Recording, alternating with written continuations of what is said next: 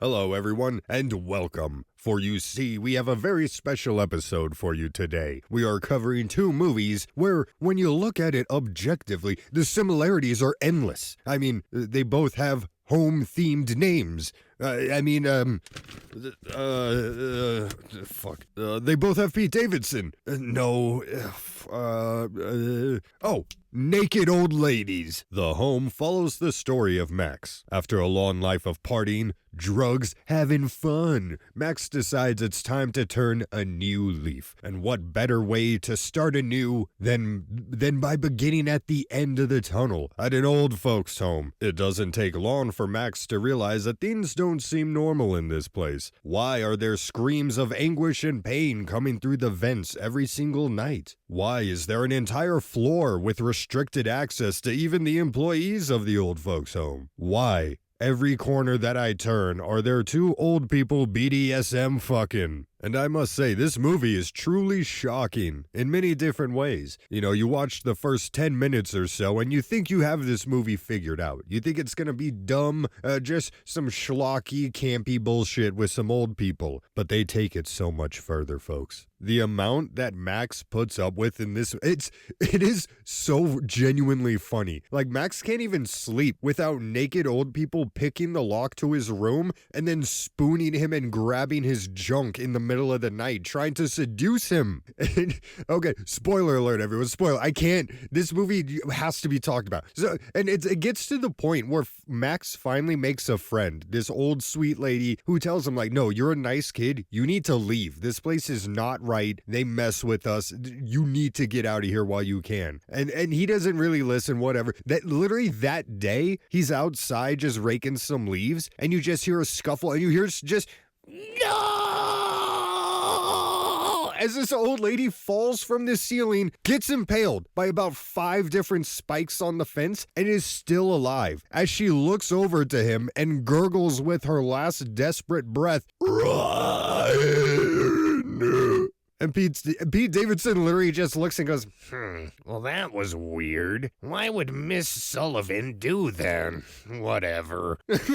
The amount that Max puts up with in this fucking movie is insane. And there is that story plot where it's like he has no other option because this is his last resort. He's on a thin line, and if he can't do this job, he basically goes to jail. But the urgency, he sees his best friend be murdered in front of him.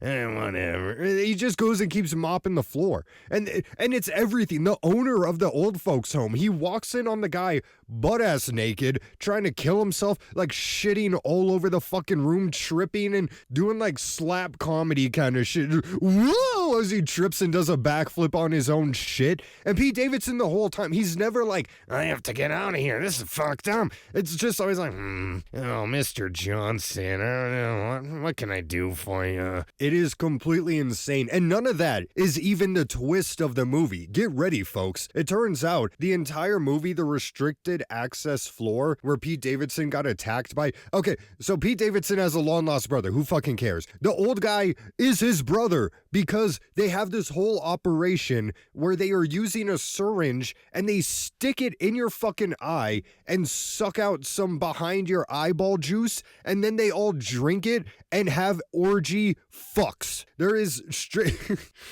a scene where they finally capture Pete Davidson and he's realizing, oh no, my brother's an old man because you orgied him. And then they, as they're extracting his eye juice, all the old people are like, yeah, we do this because we're horny. And then they all get naked. A room full of old people start stripping down, kissing, making out, jerking off. And then they start fucking. They start having an orgy around Pete Davidson as they extract his eye juice. And in the background, you just hear some old lady, fuck me, fuck me. And it was like some Scary Movie 2 shit. I expected for James Woods to come out and mount somebody. Which brings us to our next movie, House on Eden, which I was actually really excited for. I'm a big fan of found footage movies after seeing such classics as The Blair Witch, Paranormal Activity 1, some alien abduction movie I watched on YouTube when I was a teenager and don't remember the name of. The genre can be done so well if it's done right, which is my problem,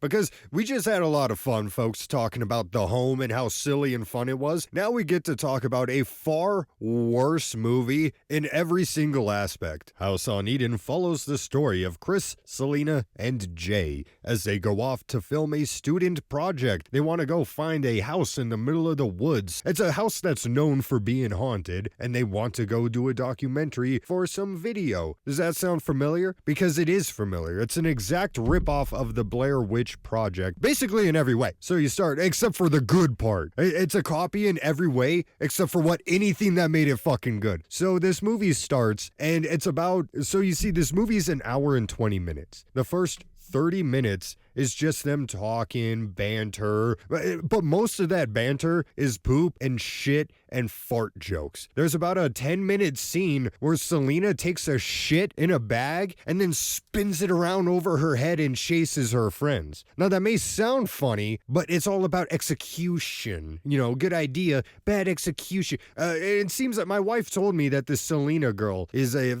big influencer. I do some research, see that this Chris person is also a big influencer. So, and that's why it makes sense, because those are clearly, out of the 3 people in the cast, Chris and Selena by far do the best. Selena in particular, I want to give her props. She felt very natural on camera. You could tell it's something she's been doing. She did have a humorous personality where it felt like a lot of the comedy and stuff was just ad-libbed or made up on the spot. But the thing that I think this movie failed the most on is the most important thing for a found footage movie, which is atmosphere. Creating a creepy environment that the viewer does not feel safe being in. Blair Witch Project does a really good job of slowly introducing you. Only at night creepy things happen. They're finding effigies, they're hearing wailing, hearing footsteps.